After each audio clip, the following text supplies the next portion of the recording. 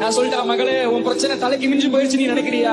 உன் போராட்டங்கள் தலைக்கு மிஞ்சி போயிடுச்சு நீ நினைக்கிறியா? நோ நோ நோ, நான் சொல்றேன், இந்த உலகம் உன்னை கைவிட்டாலும், உன்னோடு கூட பிறந்தவர்கள் உன்னை எதிர்த்து நின்றாலும், நான் சொல்றேன், ஒருவர் உன்னை தாங்கி கொண்டிருக்கிறார், ஒருவர் உன்னை ஏந்தி கொண்டிருக்கிறார், ஒருவர் உன்னை சுமந்து கொண்டிருக்கிறார்.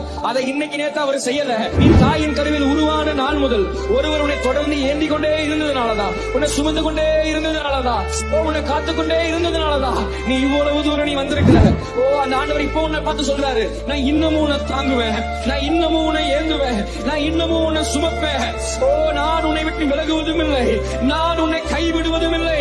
பலம் கொண்ட திடமனதாய் இரு, பலம் கொண்டு திடமனதாய் இரு, பலம் கொண்டு திடமனதாய் இரு. நான் உன்னை கொண்டு உனக்கென்று செய்கிற காரியங்கள் அது பயங்கரமானதாய், பயங்கரமானதாய், பயங்கரமானதாய்.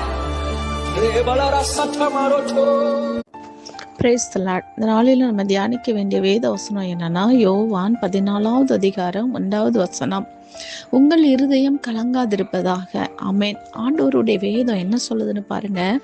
நம்மளுடைய இருதயம் கலங்க வேண்டாம்னு ஆண்டவர் நமக்கு தைரியம் சொல்றாருங்க. கவலையோடும் பாரத்தோடும் பிள்ளைகளை குறித்ததான எண்ணங்களோடும் நீங்க இருக்கீங்களா? கவலையே படாதீங்க. கர்த்தர் சொல்றாரு, நம்ம கலங்கவே கூடாதுன்னு. நம்ம கலங்காம தேவனிடத்துல விசுவாசமா இருக்க பழகுவோம்.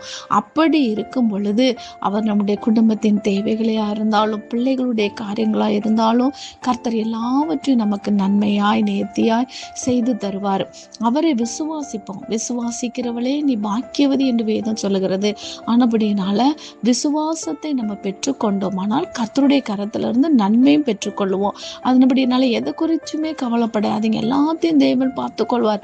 அவரால் கூடாத காரியம் ஒண்ணுமே கிடையாது. அவர் எல்லாவற்றையும் பார்த்து கொள்வாருங்க. கவலைப்படாம கலங்காம எல்லாவற்றையும் விசுவாசத்தோடு கூடிய ஜெபத்தினால தேவனிடத்துல தெரியப்படுத்துங்கள். அவர் நம்மை ஆசீர்வதிப்பார், நம் பிள்ளைகளை ஆசீர்வதிப்பார், நம்மை நினைத்தருளி நம்மளை உயர்த்துவார்.